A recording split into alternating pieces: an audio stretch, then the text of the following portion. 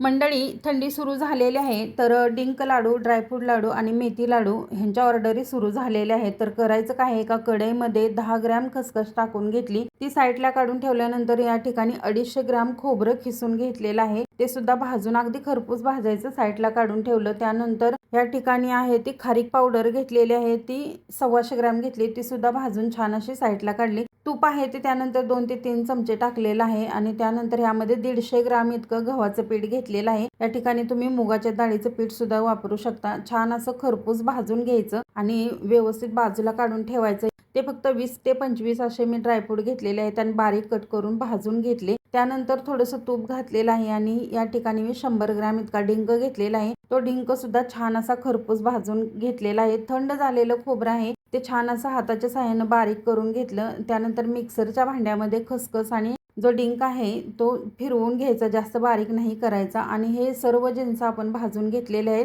त्यावरती 2 चमचे इतकं सुंठ पावडर घालायचे, सर्व एकत्र व्यवस्थित मिक्स करायचं. कढईमध्ये 300 ग्राम इतका गूळ टाकलेला आहे, त्यामध्ये जे शिल्लक तूप होतं ते मी ओतलेलं आहे. या ठिकाणी सर्व तूप म्हणजे 200 ग्राम वापरलेलं आहे. गुळाला फक्त वरती फेस आला ह्या मिश्रणावरती ओतून घ्यायचा आहे, छान मिक्स करायचं आणि लाडू वळून घ्यायचे. खूप छान लाडू तयार झालेले आहेत. हे लाडू तुम्हाला ऑर्डर करायचे असतील तर स्क्रीनवरती नंबर दिलेला आहे, त्यावरती तुम्ही ऑर्डर करू शकता.